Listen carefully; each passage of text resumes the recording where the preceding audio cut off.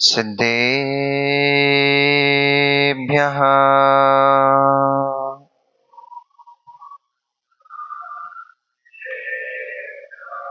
ॐ नमः सिद्धेभ्यः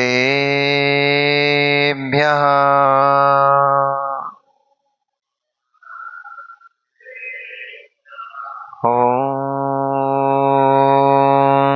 नमः सिद्धेभ्यः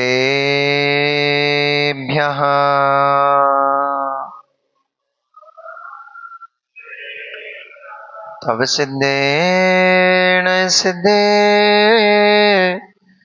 संयम सिद्धे चरित्र सिद्धेया नाणमिदंसनं मेया सिद्धे शिरसा नमस्सामि।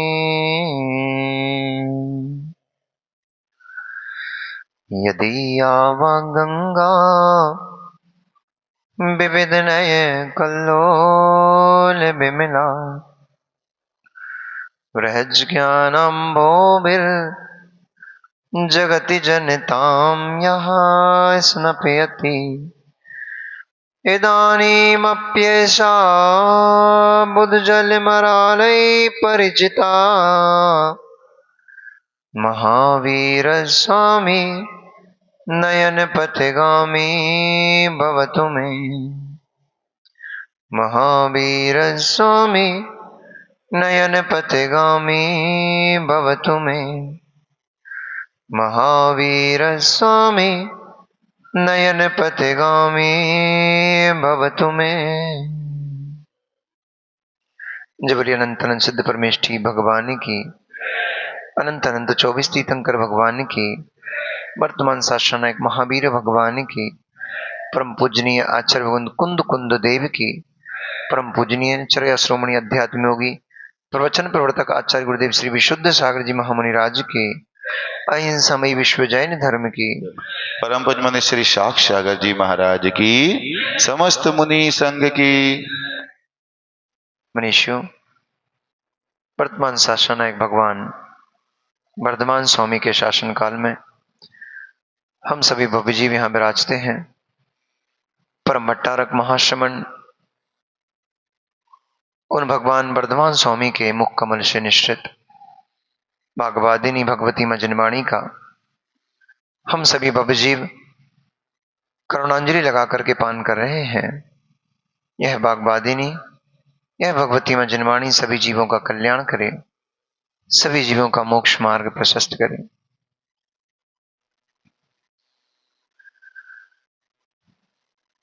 पूर्व आचार्य भगवंतों की हम जैसे जीवों के ऊपर बड़ी करुणा दृष्टि हुई, बड़ी दया दृष्टि से उन्होंने आगम ग्रंथों की रचना की।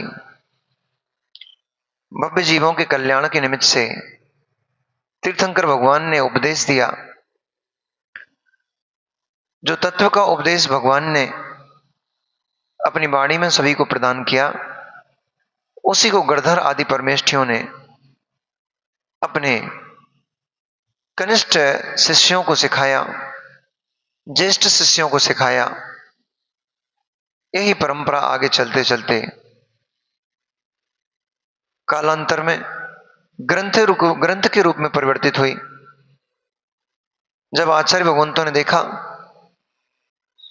कि जीवों का क्षोभसम हीन होने लग गया है, ये सुत का प्रवाहमान कैसे होगा, पंचम काल प्रारंभ हो गया है। पंचम काल में लोगों के पास सामर्थ्य क्षमता इतनी नहीं रहेगी कि ये शुद्ध स्मरण रख सकें, ध्यान में रख सकें। तब उन भगवंतों ने अपने अमूल्य क्षणों में से, अमूल्य समय में से कैसे कैसे समय निकाल करके आहार नहीं किए, कई कई दिन के उपवास किए, ताकि श्रुत की रचना हो सके। मैंने सुनाया था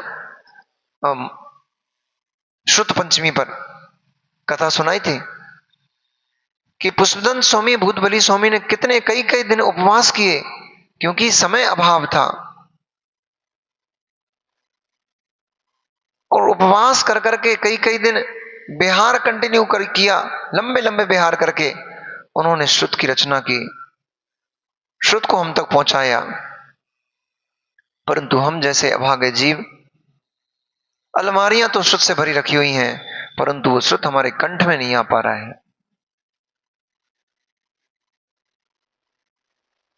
और कदाचित कंठ में भी आ जाए तो हम उसको आचरण में नहीं ला पा रहे हैं।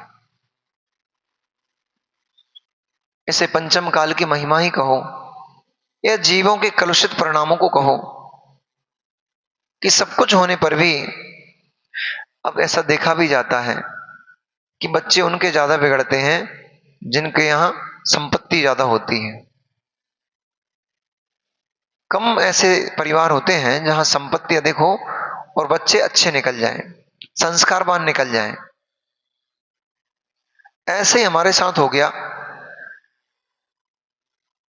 उन लोगों से पूछो जिन लोगों को निर्ग्रंथों के दर्शन नहीं होते थे, पंडित बनारसी दास जी, पंडित बुधर दास जी, ये लोग मुनिराजों के दर्शन नहीं कर पाए, उनके तत्व को सुन नहीं पाए, तरसते तरसते चले गए। बार बार स्मरण आता है कि एक कमरे में 4-5 पंडित विद्वान इकट्ठे हो जाते थे और इकट्ठे होकर के, एकत्रित होकर के उनमें से एक वस्त्र उतार के खड़ा हो जाता था और ध्यान मग्न हो जाता था और फिर एक दूसरे से पूछते थे, काहे भैया अपने निर्गंथ मुनिराज ऐसे ही साधना करते होंगे।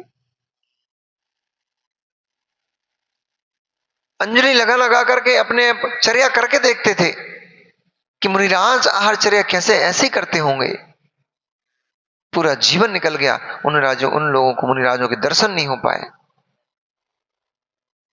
आप तो बड़े भाग्यशाली हो, बड़े पुण्यात्मा जीव हो कि आपको सहजता में मुनिराजों के दर्शन होते हैं। और वास्तव में देखा जाए तो हम लोगों से भी ज्यादा पुण्यशाली हो आप तो। अशोक भैया, हम तो आप लोगों से थोड़े कम पुण्यशाली जीव हैं, आप लोग तो हमसे भी ज्यादा पुण्यशाली जीव हो। ऐसे अब हमें अगर मुनिराज के आचार्य भगवंत के दर्शन के भाव हो, वो बैठे नादनी में, हम बैठे हैं अलवर में, वो महाराष्ट्र के, कर्नाटक की बॉर्डर, महाराष्ट्र की बॉर्डर पे बैठे हैं और हम बैठे हैं राजस्थान में, लगभग यहां से 2000 किलोमीटर, 1500 किलोमीटर दूर है। आपको मन करेगा कि आज गुरुदेव के दर्शन करने जाना है, शाम की फ्लाइट बुक करोगे, सुबह तक आवाज चर्ची के पास। हमें कितनी भी इच्छा हो कि गुरुदेव के दर्शन करना है, महीनों लग जाएंगे हमें तो पहुंचने में, और अभी तो चातुर्मास है तो अभी तो जा भी नहीं सकते।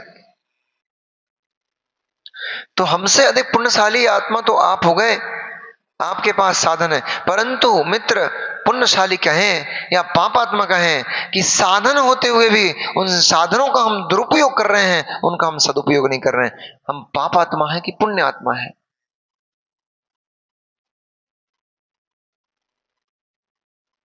खोज कीजिए अपने भीतर।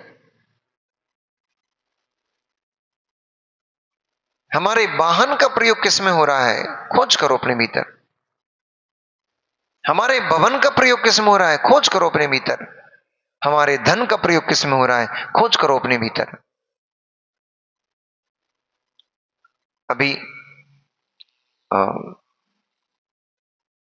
थानागाजी नहीं, विराटनगर से भी एक बच्ची आई थी, चार पर्यूषण जब प्रारंभ हो रहे थे तभी वो बच्ची आई, बोली महाराज जी मेरी सैलरी आती है, सैलरी में से मैं कुछ पैसे निकाल लेती हूं, इससे मुझे कुछ दान धर्म करना है। बोले मेरी समझ में नहीं आ रहा, मम्मी ने बोला है कि तेरी जो सैलरी आती है उसमें से कुछ पैसा दान किया कर, धर्म किया कर, धर्म में डाला कर। अब इसका क्या करना है आप मुझे बताओ। मैंने बोला मम्मी के कहने से सही बेटा, तूने एक काम तो बहुत अच्छा किया।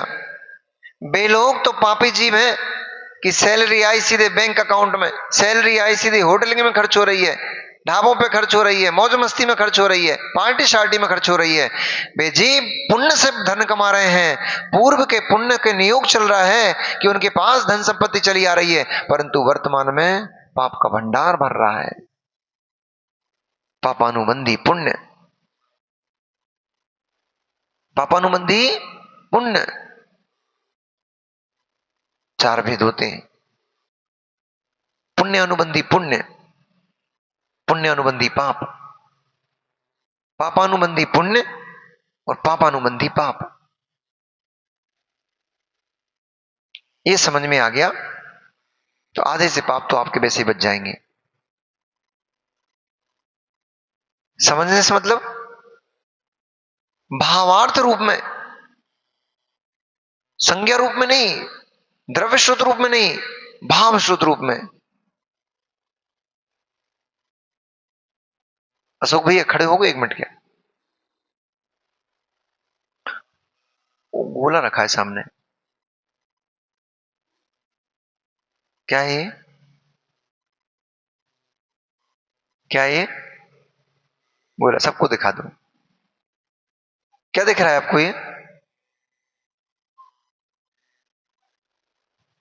ये गोला है। अच्छा, एक काम और कर लोगे क्या, जल्दी से कर लो।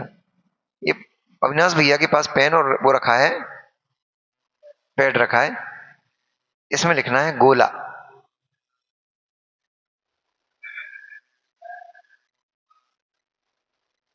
जल्दी कर लो, इतने में तो क्या हो जाएगा, भगवान बन जाएगा आदमी इतने में तो। इतनी बात समझ में आ गई, जितने में लिख रहा है इतने में तो भगवान बन जाएगा। लिख लिया, ये भी सबको दिखा दो। क्या है, क्या है ये? और हाथ में क्या है? हाथ में भी गोला है। अरे रखो, अभी मत रखो, अभी तो अभी जरूरत है ना उसकी। हाथ में भी गोला है और पैड में भी गोला है। एक गोला और बना लो।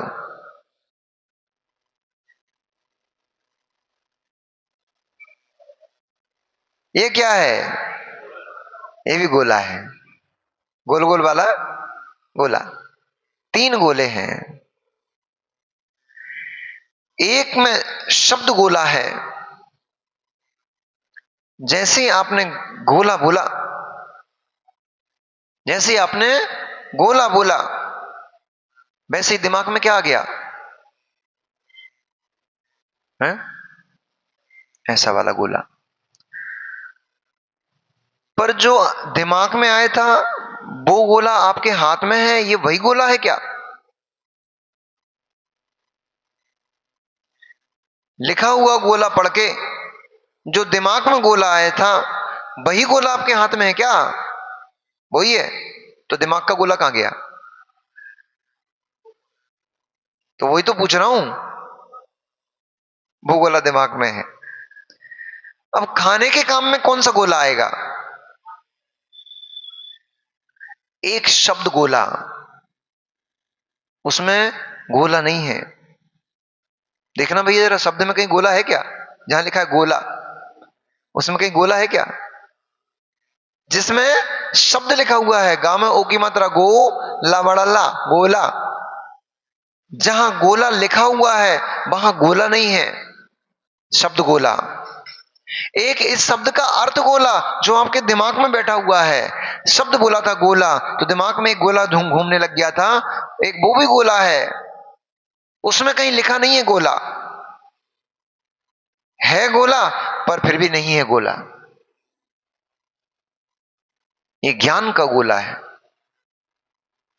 एक शब्द का गोला, एक ज्ञान का गोला, और एक गोला आपके हाथ में। ये सबको दिखा दो, इसमें कहीं लिखा है कि गोला? इसमें कहीं लिखा नहीं है गोला, परंतु यही गोला है।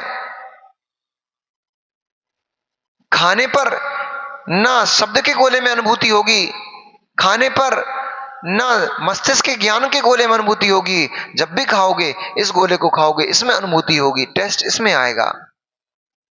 बस रख दो, घर नहीं ले जाना गोला, मंदिर का है वो पेट भी दे दो वापस। श्रुत श्रुत, आत्मा, जीव, ये शब्द हो गया। श्रुत ये शब्द श्रुत है, ये लिखा हुआ वाला श्रुत है। श्रुत का अर्थ क्या होता है? ये शास्त्र में जो लिखा हुआ है, भगवान के द्वारा जो उपदिष्ट है, वो श्रुत है। शब्द श्रुत के ज्ञाता बहुत मिल जाएंगे, लिखे श्रुत के ज्ञाता बहुत मिल जाएंगे, पर अनुभूत करने वाले, जैसे गोला खाने पर अनुभूति देगा, ऐसे ही उस श्रुत की अनुभूति लेकर के उस अनुभूति में जीने वाले जो लोग उंगलियों पर गिनने लायक भी नहीं है।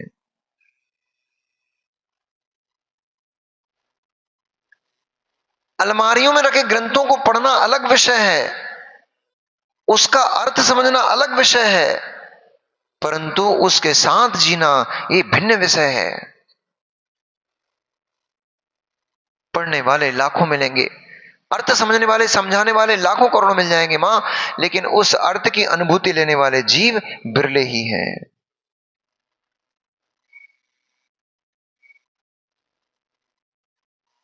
तप शब्द तो सबने सुन लिया,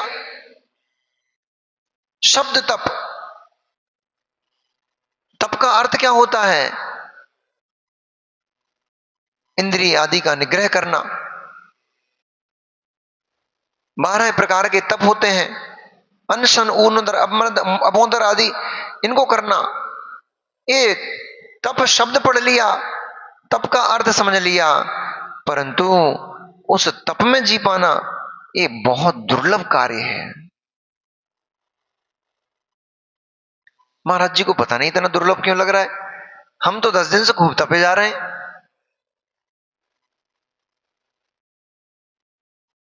महाराज जी को इतना दुर्लभ क्यों लग रहा है पता नहीं, हम तो 10 दिन से खूब तपे जा रहे हैं। कोई अनशन कर रहा है, कोई उपवास कर रहा है, अनशन ही उपवास होता है, कोई अनशन कर रहा है, कोई ऊनोदर कर रहा है, कोई रस का त्याग कर रहा है, कोई अनेक अनेक प्रकार की आसनों से तप कर रहा है, बहुत सारे तप कर रहे हैं। परंतु आचार्य भगवंत यहां क्या कह रहे हैं? कुंद कुंद आचार्य भगवंत लिख रहे हैं, विषय कसाय विनिग्रह भावम काउण झाण सज्जाए जो भावई अपाड़म तत्सतमम होदी नियमेण। विषय कसाय का निग्रह हो रहा है कि नहीं हो रहा है?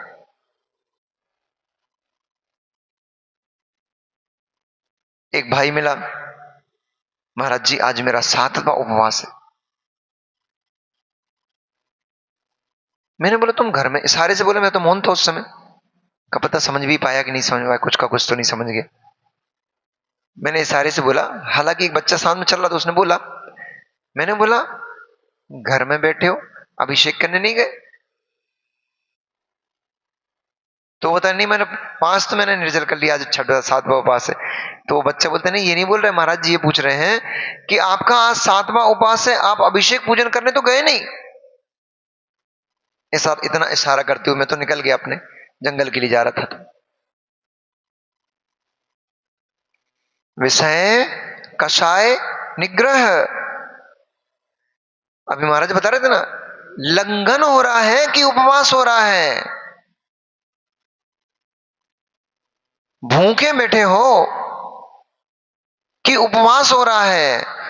उपवास, उप यानी आत्मा, नजदीक, वास करना, निवास करना, जिसमें अपने आत्मा के नजदीक निवास किया जाता है, उसका नाम है उपवास। मैं 1 घंटे भोजन पकाने में लगाऊंगा, बर्तन भाड़े साफ करने में लगाऊंगा, झाड़ू पोंछा साफ करने में लगाऊंगा, खाने में लगाऊंगा, इतना समय मैं अपनी आत्मा से दूर चला जाऊंगा। इसलिए मैं एक क्षण के लिए भी, किंचित मात्र भी अपनी आत्मा से दूर नहीं जाना चाहता हूं, अपने आप से दूर नहीं जाना चाहता हूं, इसलिए मैं आप भोजन का त्याग करता हूं। इसका नाम है उपवास। और हमारी अम्मा क्या समझी, आज खाने का समय बच गया, चलो भैया घर में बहुत सारे जाले लग रहे हैं, आज जाले ही साफ कर ले रहे हैं। उपवास करके बैठ गई, भोजन बनाने का समय बचा, बर्तन मांजने का समय बचा, तो आज ढेर सारे कपड़े पड़े हुए, महीना 1.5 महीना के, फफूंदी लगने लग गई उनमें, मोर्चा लगने लग गया है। अब उनको धो धा के साफ करके, अच्छी धूप निकल आई है आज, तो धूप में डाल दो। आचार्य भगवान समंत्रभद्र स्वामी क्या कह रहे हैं? तप तो कर रहे हो, विधिवत नहीं कर रहे हो, जिस मार्ग से कहा उस मार्ग से नहीं कर रहे हो, इसलिए तप के फल को प्राप्त नहीं हो पाते हो। उपवास तो कर रहे हो, ऊन दर तो कर रहे हो। अभी आज भैया जी रस त्याग करा रहे थे सबसे, तो भैया जी ने कहा इसलिए त्याग करा क्योंकि दो प्रकार की निर्जरा होती है, सविपाक निर्जरा, अविपाक निर्जरा। जो तप आदि के माध्यम से की जाती है उसको बोलते हैं अविपाक। अविपाक निर्जरा के भी दो भेद बनाओ अब, सकाम निर्जरा, अकाम निर्जरा। अभी सामान्य से आप ये समझते आ रहे हो सकाम निर्जरा, अकाम निर्जरा, सविपाक निर्जरा, अपाक निर्जरा एक ही है, एक नहीं है, भेद है इनमें। जो अकाम निर्जरा है, अकाम निर्जरा, अविपाक निर्जरा है। अविपाक निर्जरा क्या होती? पुरुषार्थ के द्वारा व्रत उपवास त्याग आदि करके, और जो कर्म भविष्य में उदय आने वाले थे अथवा जो बहुत तीव्र शक्ति से युक्त थे, उन कर्मों की शक्ति को छीन कर देना अथवा नष्ट कर देना, और असमय में उनको उदय में बुला करके झड़ा देना, उनकी फलदान शक्ति को कम करके उनको निकाल देना, इसका नाम है अविपाक निर्जरा। अब अविपाक निर्जरा दो प्रकार की होती है। आज भैया जी करा रहे थे, कुछ की अविपाक निर्जरा हो, अकाम निर्जरा हो रही थी, कुछ की सकाम हो रही थी। अब भैया ने अब सबके सामने कह रहे लेना ही पड़ेगा, मजबूरी है। अरे तो उनको तो ऐसा लग रहा था ना, आपने बोला भैया कौन कितने रस त्याग करेगा, तो बोले अब सब देख रहे हैं, ठीक है भैया जी एक रस हम भी त्याग कर रहे हैं, ठीक है भैया जी दो रस हम भी त्याग कर रहे हैं। अब देख रहे हैं आजू बाजू वाले क्या कर रहे हैं। अच्छा विदा तो भैया जी ने अकाम निर्जरा,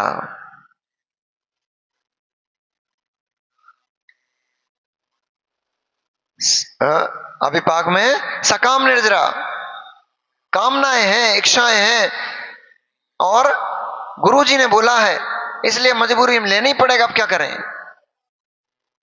निर्जरा से निर्जरा तो होगी, इसलिए निर्जरा है क्योंकि तप कर रहे हो ना, रस परित्याग नाम का आपने तप किया है, इसलिए निर्जरा तो होगी, परंतु वो निर्जरा आपके मोक्ष मार्ग में प्रयोजन भूत नहीं है।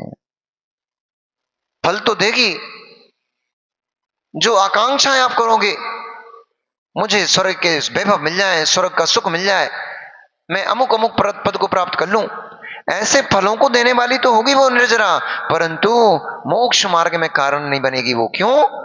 क्योंकि आकांक्षा सहित की है, जबरदस्ती की निर्जरा है वो। इच्छा निरोधास तपहा, आचार्य भगवान तोमा स्वामी क्या लिख रहे हैं? इच्छा निरोधास तपहा, जहां इच्छाओं का निरोध होता है वहां तप होता है। अब आकांक्षाएं इतनी लगी हुई हैं, भोजन त्याग करके बैठ गए, रोटी का त्याग कर दिया, रसों का त्याग कर दिया, उन्होंने कर रहे हैं, एक ही ग्रास मात्र लेंगे आज हम, पर आकांक्षा क्या चल रही है? नितिन भाई बेटा है क्या?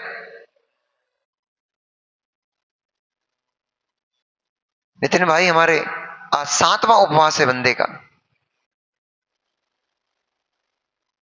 निष्कांक्ष भाव से की गई तपस्या, निष्कांक्ष भाव से की गई तभी मोक्ष मार्ग में प्रयोजन भूत होता है। यहां तक कि आचार्य भगवान तो कह रहे हैं यस्य मोक्षेपि ना कांक्षा सा मोक्षम अधिगच्छते, जिसे मोक्ष की भी आकांक्षा लगी हुई है वो मोक्ष नहीं जा पाता। यस्य मोक्षेपि ना कांक्षा सा मोक्षम अधिगच्छते, जिसे मोक्ष की भी आकांक्षा समाप्त हो गई है वो जानता है मैं तप करूंगा, कर्म का क्षय होगा, और कर्म का क्षय होगा, मुझे तो मोक्ष मिलेगा ही मिलेगा, क्या सोचना कि मैं मोक्ष जाऊंगा। जिसे भरोसा नहीं है, विश्वास नहीं है, वो आकांक्षाएं करता है, हम तपस्या कर रहे हैं हमें मोक्ष मिल जाए, हम त्याग कर रहे हैं हमें ये मिल जाए। अरे तो क्या तुम्हें अपने तप के ऊपर, अपने त्याग के ऊपर भरोसा नहीं है क्या? हम यदि तप करेंगे, हम यदि त्याग करेंगे, कर्म का क्षय होगा, और कर्म का क्षय होगा, हमें अपने आप लाभ की प्राप्ति होगी होगी होगी, होना ही पड़ेगी। जिसको ऐसा विश्वास है, वो जीव गुण श्रेणी कर्मों की निर्जरा करता है। अनपेक्ष भाव से, अपेक्षा रहित होकर के जो जीव तप को करेगा, वो जीव निश्चित ही कर्मों का क्षय करके उत्तम पदों को प्राप्त करेगा। करेगा ही करेगा। उसमें क्या चाहना कि हमें यह मिल जाए। अब महाराज जी बन गए। अब हमें सोचें, भगवान पंचम काल में तो मोक्ष होता ही नहीं है, हमें स्वर्ग ही मिल जाए। अरे क्या छोटी चीज मांगते फिर रहे हो? क्या भिखमंगों की तरह स्वर्ग की आकांक्षा कर रहे हो? क्या तुम्हें तुम्हारे तप के ऊपर भरोसा नहीं है? मुनिराज कहते हैं, आचार्य भगवंत कहते हैं कि जो तपेगा वो नियम से चमकेगा। जो तपेगा वो नियम से चमकेगा। स्वर्ण पाषाण भी स्वर्ण खदान में पड़ा रहता है, कौन पूछता है उसे? पाषाण में छिपा स्वर्ण, उसे देखता कौन है? पाषाण में छिपा स्वर्ण, उसे देखता है कौन? उसकी कीमत को आंकता है कौन? उसे तो ग्वालों का मन, ग्वालों के पहलों तने रुंधना है। उसे तो गायों का मलमूत्र झेलना है। उसे तो बहुत कष्ट सहना है। परंतु वही स्वर्ण पाषाण, वही स्वर्ण मिट्टी जब स्वर्णकार के पास आ जाती है, उसको तपाता है, धोंकता है धोकनी में। अब सोना चिल्लाए, भैया जी बड़ा कष्ट हो रहा है, हमें जलन हो रही है, हम नहीं जलेंगे। तो बन जाओ सोना। हम नहीं जलेंगे, हमें बहुत तपन महसूस हो रही है, हमें अग्नि में क्यों झोंका जा रहा है? अरे मित्र, अग्नि में झोंका जाएगा तभी तो तेरी काली मां किट्टी मां अलग होगी, तभी तो तू पृथक होकर के और चमक करके अलग आएगा। तपना चाह नहीं रहा। अब रोटी लोई मिटना चाह नहीं रही, वो चाह रही हम तो रोटी बन जाए। तो कैसे बन जाएगी भैया? अरे लोई, तुझे अपने पिंड को छोड़ना पड़ेगा। आटा जो गूंथ के रख लेते हो ना, फिर उसमें से थोड़ी सी लोई निकालते हो, तो उसको अपने संबंध को छोड़ना पड़ेगा। जो ढेर आटे के साथ उसका संबंध स्थापित है अभी, वो लोई अकेली निकलेगी, उतना आटा अलग हो जाएगा, लोई भिन्न हो जाएगी। उसको अलग होना पड़ेगा, पृथक होना पड़ेगा उससे। परिवार में घुसे बैठे हो, परिवार में घुसे बैठे हो, परिवार को छोड़ना नहीं चाह रहे, मित्र छूट नहीं रहे, संबंधी छूट नहीं रहे, धन छूट नहीं रहे, पृथक नहीं होना चाह रहा। रोटी कैसे बनेगा? फूली चमचमाती रोटी तो तभी आएगी ना जब वो लोई उस पूरे के पूरे पिंड से पृथक होगी। अभी पूरा नहीं हुआ, अभी तो पृथक हुई के लौंदा बनी है, लोई बनी है। अभी चौकी बेलन के बीच में बहुत बेलना पड़ेगा। और माताएं थोड़ा वजन रख के बेलेंगी उस पे। अभी तपना पड़ेगा। अभी भी पूरी नहीं हुई है, अभी झुलसना पड़ेगा। अग्नि के पिंड के बीच में घूमना पड़ेगा। ऐसे ही तप रूपी अग्नि के बीच में, ध्यान रूपी अग्नि के बीच में घूमना पड़ेगा। जैसे रोटी जलती ज्वलमान अग्नि में घुसकर प्रवेश करती है तो फूल कर फलका बन जाती है। क्या बन जाती? फलका बन गई, अब फूल गई, चमकदार हो गई। जो गीलापन था वो सारा गीलापन नष्ट हो गया। अब सूखी, पता नहीं लोग दुनिया कैसी पागल है। नरेंद्र भैया, पता नहीं दुनिया कैसी पागल है। सूखे आटे को पहले गीला करेगी, फिर अग्नि में डालकर उसको सुखाएगी। जब सुखाना ही था, पानी को हटाना ही था, तो गीला क्यों किया भैया? करना पड़ेगा। सीधा आटा खाओगे गले में चिपक जाएगा। सीधा आटा खाओगे गले में चिपक जाएगा। ज्यादा चिपक गया, श्वास नली में जाकर भर गया, प्राण हरण कर लेगा। इसलिए पानी मिलाना पड़ता है। पानी मिला करके लोई बनाना पड़ेगी। लोई बन करके फिर बेलेगी, चौकी बेलन के बीच में फंसेगी, फिर तवा पर सेकेगी, झुलसेगी, फिर जाकर के अभी भी पूर्ति नहीं हुई है, अभी बेचारे को दया नहीं आई है, अभी माँ ने उठा करके, अभी तो कैले पे सेंका थी, अब उठा करके उसको आगे में झोंक दिया। अब रोटी कहे मुझे नहीं जलना है, मुझे नहीं झुलसना है, तो पड़े रहो आटे में डिब्बे में। तुम कभी चमकदार रोटी फलका बन करके नहीं आ पाओगे, तुम्हारे ऊपर कभी घी नहीं लगेगा। चमकदार फलका बनकर आ जाते हैं, तब उसके ऊपर घी लगा करके डब्बे में सहेज कर रख दी जाती है। ऐसे ही मित्र, छोड़ना कुछ नहीं चाह रहे, त्याग कुछ नहीं, तब कुछ नहीं करना चाह रहे हो, शरीर में बिल्कुल किंचित भी कष्ट ना हो जाए और चाह रहे हम भगवान बन जाए, सुखी हो जाए। अरे मित्र, अरे मित्र, कोयले को पीस करके तुम पाउडर बनाना चाह रहे हो, कैसे बन जाएगा? कोयला काला होता है, कोयले को पीसने से पाउडर नहीं मिल पाएगा। पाउडर के लिए तो व्हाइट मार्बल पीसना पड़ेगा। ऐसे ही तप करना नहीं चाहते, छोड़ना कुछ चाहते नहीं हो, तो शरीर को कष्ट देना नहीं चाहते और सोचते हम सुखी हो जाएं। कैसे सुखी हो जाओगे?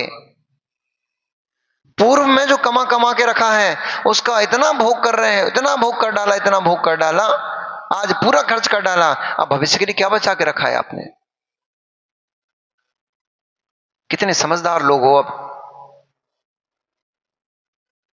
दुकान में ये हमारे सुशील भैया फॉल वाले इतने समझदार हैं, दुकान में दिन भर में जो मेहनत करके कमा के लाते हैं और ला करके उसको खर्च करने से पहले कुछ धन निकाल करके अलग रख लेते हैं, फिर खर्च करते हैं।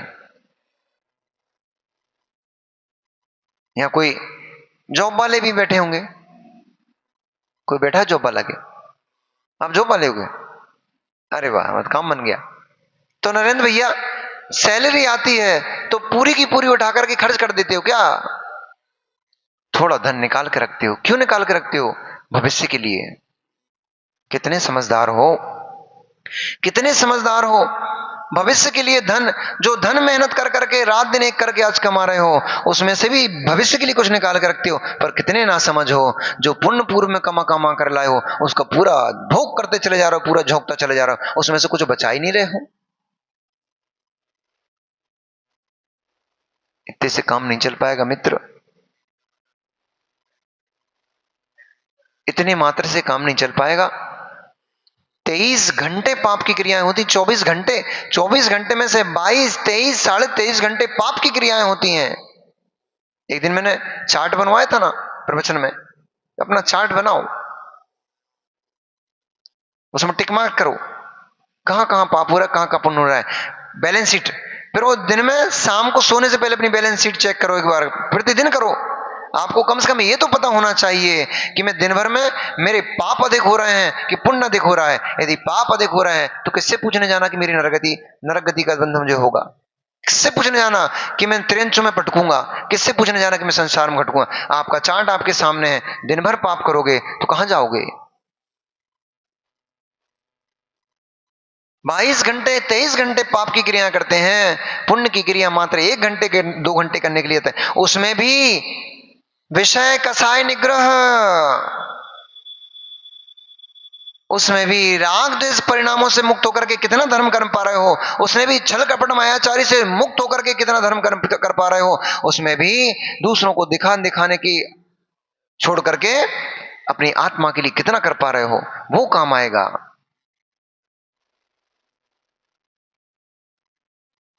उतना ही काम का है। अब देख लेना, अपने परिणामों से मिलना। अब हम तो आपके क्योंकि मना पर्या ज्ञानी नहीं है हम, इसलिए आपके मन की बात तो हम नहीं जान सकते। अपने अपने मन की बात तो सभी जानते हैं, इसलिए अपने अपने मन से पूछना। मित्र, 1.5 घंटे 2 घंटे में मैं पूजन विधान में बैठा था, पर मेरा मन कितनी देर विधान में लगा था, उतना ही तुम्हारा काम का है। जब बैठे ही हो,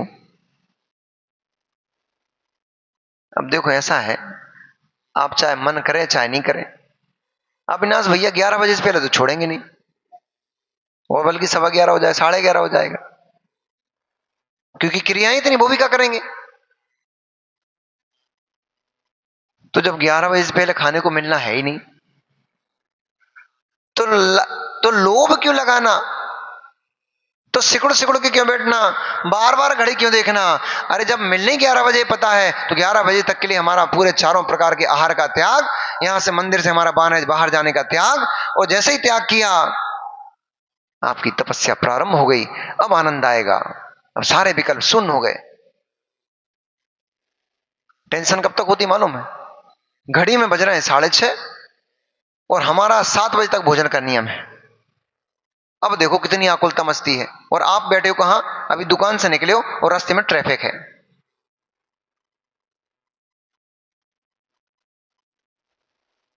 इमेजिनेशन किया करो, कभी इन सब चीजों की कल्पना करके देखा करो। आनंद, ध्यान में आनंद आ रहा है कि नहीं आ रहा। आज भैया हमने ध्यान में सबकी राख बना दी, सबकी राख बना दी। नहीं तो अभी तो और बाकी क्रिया बाकी हैं। आज सबकी राख बना दी हमने, सबके शरीरों को जला डाला, आत्मा आत्मा बचाई बस। नहीं हमने क्यों लगे, हमने थोड़ी जलाया, वे खुद अपने अपने जला रहे थे, हम तो अपना जलाने में लगे थे। और हम अपने, वास्तव में हम शरीर जला ही नहीं रहे थे, हमने तो अपने कर्म एक एक जलाए, शरीर तो अपने आप जल गया पूरा साफ। नहीं तो उसको ऊपर तक लेके जाना है ना, अभी बीच में छोड़ाए हैं, अभी वहीं जला के वहीं छोड़ दिया था। हमने कहा देखो अभी इसको पड़ा हुआ है जो तुम्हारी राख पड़ी हुई ना, अभी अच्छी से राख ठंडी नहीं हुई अभी, अब इसको विसर्जन भी करना पड़ेगा अपने को, तीसरा होगा। तो सारी क्रिया भी करना बाकी है, तीसरे की क्रिया, राख के विसर्जन की क्रिया। हमने कहा एक दिन अच्छे से निहार तो लो, कम से कम एक दिन देख तो लो कि मैं राख बना पड़ा हुआ हूं, सारा जो जो मैं छोड़कर आया था वो सब वहां पड़ा हुआ है, मैं ये पड़ा हुआ हूं। जिसे मैं कहता था, मैं तो इधर खड़ा हुआ हूं, पर जिसे मैं कहता था वो ये पड़ा हुआ है, मैं इधर खड़ा खड़ा उसे ही देख रहा हूं। विषय कसाय निग्रहो, जब तक विषय कसाय का निग्रह नहीं होगा तब तक सारे उपवास, व्रत, जप, तप सब व्यर्थ समझना। इन व्रतों को मैं पहली बार नहीं कर रहा हूं, पहली बार शिविर में नहीं बैठे हो आप, कई बार शिविर अटेंड कर चुके हो, कई बार इस उपदेश को सुन चुके हो, यहां तक कि भगवान के समुषण में भी घूम घाम के आ गए हो, परंतु मित्र सच्चा श्रद्धा नहीं बन पाया तो कहीं कहीं नाट्यशाला में जाकर नाटक नौटंकी देख करके भगे आए, कभी बेल लता ध्वजाओं को देख देख करके भगे आए, कभी तो सुंदर सुंदर प्रासाद और महल बने हुए थे, उन महलों के रंग रोगन को देख दाख करके पुनः भगे आए, और कभी तो कहां पहुंच गए, कल्प वृक्ष भूमि में पहुंच गए, वहां से अरे हमारा तो आज भाग जग गया, हमारे घर में सोना नहीं है, चांदी नहीं है, ये नहीं है, ये नहीं है, बटोर बटोर के पटरिया बांध के भर के ले आए। परंतु भगवान 3 लोक के नाथ ऊपर बैठे हुए दिव्य ध्वनि खिला रहे थे, उसको सुन लेते तो ना तुम्हें पोटली उठाना पड़ती, ना भवन की, ना ध्वजा, तुम स्वयं ही ध्वज बन करके चढ़ जाते। कई कई बार घूम घाम के वापस भगे आए हैं, परंतु तत्व श्रद्धान नहीं हो पाया, इसलिए तत्व श्रद्धान नहीं हो पाया, इसलिए वो सम्यक तत्व को नहीं समझ पाए, इसलिए सम्यक तत्व को नहीं समझ पाए तो सम्यक तप भी नहीं कर पाए। आकांक्षाओं से भर भर करके तप किया। मित्र आपने केवल एक अनशन, उपमोदर, 2-3-4 तप पढ़ लिए, उनको ही लगता है आपको बस यही तप है, इनके आगे और भी है। कोई से बोलो भैया आज उत्तम तप का दिन है, ठीक है महाराज जी, आज हमारा एकासन, आज हमारा चारों प्रकार के आहार का त्याग। कभी किसी ने आज तक की डेट में हमसे किसी ने नहीं बोला कि आज हम विविध शय्यासन तप को पालेंगे महाराज जी, भैया आज हम विविध शय्यासन तप करेंगे, अनेक अनेक प्रकार की आसन लगाएंगे, अथवा सूखे पाटे पर ही आज हम विश्राम करेंगे, आज हम केवल चटाई पर ही विश्राम करेंगे, आज हम सो करके नहीं सोएंगे, आज हम बैठ करके सोएंगे। पता ही नहीं है कि ये भी तप होते हैं। आचार्य सुबल सागर महाराज इतने महान आचार्य भगवंत हैं, अभी हैं वर्तमान में, और विराग सागर महाराज जी के संग में भी एक महाराज है, मैं नाम भूल रहा हूं उनका, वे कभी सोते नहीं है, लेट करके आचार्य सुबल सागर महाराज कभी लेट करके सोते नहीं हैं, बैठ करके सोते हैं। अल्प निद्रा लेते हैं, 2 घंटे 3 घंटे 4 घंटे की निद्रा मैक्सिमम, वो भी बैठ करके लेते हैं, कभी लेटते ही नहीं है। हम तो बड़े आश्चर्य में पड़ जाते हैं, बैठे बैठे नींद लेने पर भी शरीर में थकान बनी रहती है। करके देखा हमने एक बार के, कैसा लगता है। 4 घंटे की नींद ली, 5 घंटे की नींद ली हमने तो बैठ करके, फिर भी शरीर में थकान बनी नहीं। जब तक 1 घंटा आधे घंटा लेट नहीं लिए तब तक पूरी थकान शरीर से नहीं निकली। पर धन्य बे मुनिराज, धन्ना ते भगवंता, धन्य बे मुनिराज ऐसे उग्र उग्र तप को इस खोटे पंचम काल में तप रहे हैं। और क्या देखने जाना है अब तुम्हें संसार में, और क्या देखना चाहते हो। ऐसे ऐसे उग्र तपस्वी अनुत्तर सागर जी इनके बड़े भैया लगते थे, है नहीं, हमारे बड़े भैया हैं अब तो, इनके तो थे वे हमारे ज्येष्ठ मुनिराज अनुत्तर सागर जी, आराध्य सागर जी। दिनों दिनों ऐसी प्रचंड मई जून की गर्मी में 3 उपवास करते थे और विहार करते थे। जब हम उनसे बहुत बोलते थे कि महाराज जी क्या कर रहे हो, शरीर रहेगा तो साधना हो पाएगी आगे, उन्हें उसमें ही आनंद आता है। वे बोलते मुझे आहार करना भाता ही नहीं है, मुझे लगता है जितनी देर में समय आहार में बर्बाद करूंगा उतना समय मैं अपनी आत्मा को दूंगा। मई की गर्मी, शिखरजी से हम लोग का बिहार चल रहा था, तो पन्ना के पास जब हम, पन्ना की गर्मी तो बड़ी प्रचंड गर्मी है, 48 डिग्री टेम्परेचर। उस 48 डिग्री टेम्परेचर में हम लोगों का बिहार चल रहा, वो महाराज जी 3 उपवास के बाद एक आहार कर रहे हैं।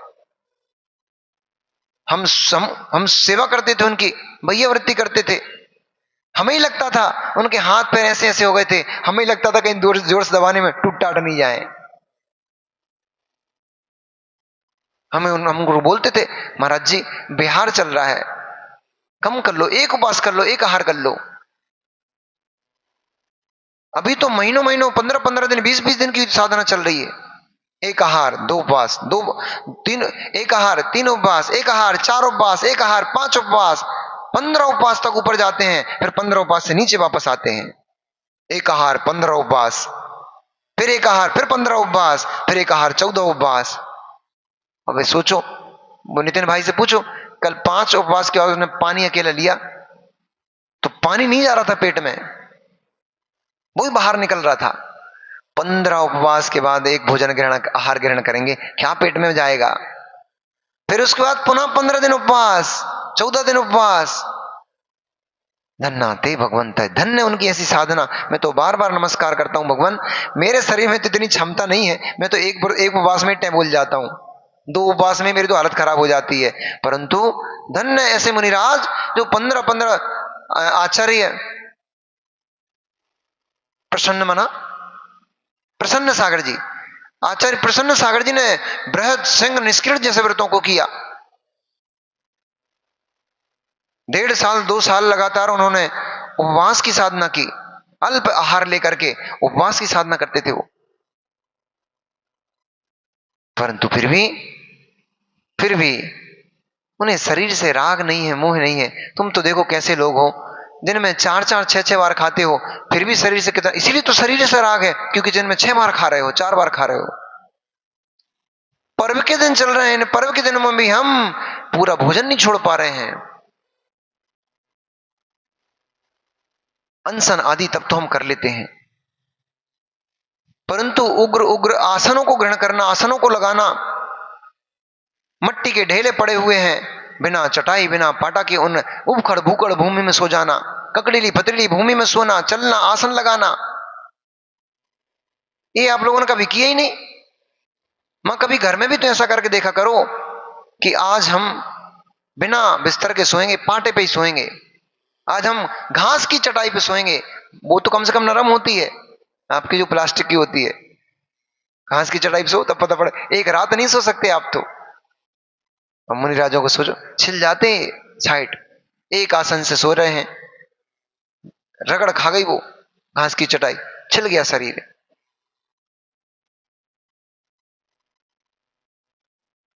ये तो बाह्य तप है, अभी अंतरंग तपों से मिलो, ये तो करना बड़ा दुष्कर, बड़ा मुश्किल है। सबसे पहला है प्रायश्चित। कब कब लेते हो, कब करते हो प्रायश्चित? तब कभी गए अपनी लिस्ट बना करके आचार्य भगवंत के चरणों में कि गुरुदेव मैंने अभी तक ये पाप कर लिए हैं, इन पापों का मुझे प्रायश्चित देकर मेरी शुद्धिकरण कीजिए। अब नियम करो, साल में कम से कम एक बार जो भी आचार्य भगवंत, क्योंकि आज प्रायश्चित देने का अधिकार मात्र आचार्य भगवंत को है। अपने संघ को प्रायश्चित देने का अधिकार, अभी महाराज जी को क्या बनाया था आचार्य भगवंत ने? बहुत सारे सुधा सागर महाराज जी प्रमाण से निर्यापक आचार्य, अपने संघ की व्यवस्था जिनको संचालन कर रहे हैं उस संघ को प्रायश्चित देने का अधिकार निर्यापक आचार्य भगवंत को भी होता है। गणनी आर्यिका मां को अपने संघ के संचालन के लिए उनको प्रायश्चित देने का अधिकार होता है। शेष किसी भी मुनिराज को आगम में प्रायश्चित देने का अधिकार नहीं है। यदि कोई मुनिराज देते हैं, वे मुनिराज आगम में कहा हुआ है दंड के अधिकारी हैं, क्योंकि प्रायश्चित गंध पढ़ने का अधिकार मात्र आचार्य भगवंत को होता है। और वो बिना आचार्य की आज्ञा के आपने प्रायश्चित गंध पढ़ लिया, आप उद्दंडी छात्र हो, आप उद्दंडी साधु हो, आप दंड के अधिकारी हो, सिलेबस के बाहर चला गया आपका। आचार्य भगवंत स्वयं पढ़ाते हैं, और बिना प्रायश्चित गंध पढ़े आप प्रायश्चित दे कैसे सकते हो? इसलिए किसी मुनि को अधिकार नहीं है। हमारे पास इतने सब लोग आते हैं, महाराज जी इतना छोटी सी तो बात है, आप प्रायश्चित दे दो ना। नहीं, प्रायश्चित देने का अधिकार हमें है ही नहीं, इसलिए हम प्रायश्चित तो नहीं दे सकते। प्रायश्चित देने का अधिकार मात्र आचार्य भगवंत को। साल में कम से कम एक बार ऐसा काम करो, नियम करो कि हम साल में कम से कम जो भी आचार्य भगवंत हमारे निकट होंगे उन आचार्य भगवंत के पास जाकर के हम अपना पूरा लेखा जोखा चिट्ठा पढ़ाएंगे उनको, भगवान हमने अमुक अमुक दिन में ये पाप किया था, इसका प्रायश्चित करके हमारा अंतःकरण शुद्ध कीजिए। विनय तप, पैसे के लिए तो कहीं भी झुक जाओगे, परंतु गुण देख करके विनयमान हो जाओ, झुक जाओ, ये तपस्या होगी कर्मों की। गुण श्रेणी, असंख्यात गुण श्रेणी मुनियों की निर्जरा होती है इससे, और श्रावकों की गुण श्रेणी निर्जरा होती है इससे। विनय, वैयावृत्ति, ये तब भी पढ़ो, ये ज्यादा आवश्यक है। भोजन तो छोड़ दिया, परंतु कषाय नहीं छूट पा रही है, मान कषाय नहीं छूट पा रही, झुक ही नहीं पा रहे किसी के सामने। हम क्यों बोले उससे? 10 दिन का उपवास कर लिया, 5 दिन का उपवास कर लिया, मन में कषाय क्या चल रही है? अरे उसने हमसे उस दिन ऐसा बुरा खोटा खोटा बोल दिया था, हम उससे बात करेंगे क्या? तुम्हारा सारा उपवास निरर्थक हो गया। इसी का नाम है लंघन। प्रायश्चित, विनय, वैयावृत्ति, जो संयमी है, साधु पुरुष हैं, उनके हाथ पैर का मर्दन अथवा उनके योग्य वस्तु को प्रदान करना, आहार औषधि आदि, आहार विहार निहार की उनको व्यवस्था जुटाना, ये सब वैयावृत्ति है। कदाचित कोई साधु अपने मार्ग से स्खलित हो रहा है तो उसके हाथ जोड़ करके उसको संबोधन देना, उसको अपने मार्ग पे पुनः स्थापित करना, ये भी वैयावृत्ति है। ये सबसे बड़ी वैयावृत्ति है। पर वही करें जिनके पास थोड़ा ज्ञानवान हो, नहीं तो है कछु नहीं और महाराज के पास ज्ञान बखारने पहुंच जाओ। जानते कुछ नहीं है, मानते कुछ नहीं है, बोलते बहुत हैं, ऐसी वाली नहीं। विनय पूर्वक हमें लग रहा है साधु मार्ग से स्खलित हो रहा है, उसको स्थापित करना भी वैयावृत्ति है। स्वाध्याय, विनय, वैयावृत्ति, स्वाध्याय, प्रायश्चित, विनय, वैयावृत्ति, स्वाध्याय, ये आपका स्वाध्याय चल रहा है। ग्रंथ पढ़ना, पढ़ाना, कोई जिज्ञासा उत्पन्न हो रही है उसको प्रश्न करना, शब्द बोल बोल करके, उच्चारण कर करके पढ़ना अथवा उपदेश देना, ये 5 भेद स्वाध्याय के हैं। वाचना प्रक्षामनुपेक्षामनाय धर्मोपदेशः, ये भी करना चाहिए, ये भी तप है। और पंचम काल में तो स्वाध्याय ही परम तप है, क्योंकि इस स्वाध्याय के करने से नेत्र भी, 5 इंद्रियां स्थिर होती हैं, मन स्थिर होता है, वाणी स्थिर होती है। और कल अपन ने सूत्र क्या पढ़ा था? काय बांग मनः कर्मयोगः, काय वचन मन की अशुभ प्रवृत्ति से ही कर्मों का आश्रय होता है। आपने अपने मन वचन काय को जिनवाणी के पढ़ने में, अध्ययन में लगा दिया, आपका तीनों आश्रम रुक गया, अशुभ आश्रम से बच गए। इसलिए स्वाध्याय तब कहा। व्युत्सर्ग, ममत्व का त्याग करना, कम से कम पूर्ण रूप से नहीं कर पा रहे हो, प्रतिदिन छोड़ो, कम से कम कुछ त्याग करो। आज हम 5 घंटे ही मात्र दुकान चलाएंगे, ममत्व का त्याग करो, धन के राग का त्याग करो। आज रात्रि हम मंदिर में भगवान के भक्ति में बिताएंगे, रात्रि का तो ममत्व त्याग करो घर का। आज हमारा उपवास का दिन है, आज हम पूरे दिन मंदिर में भगवान की भक्ति को प्राप्त करेंगे। थोड़ी देर ममत्व को त्यागो, व्युत्सर्ग और ध्यान। अंतिम तप है ध्यान, सारे तपों का सार ध्यान।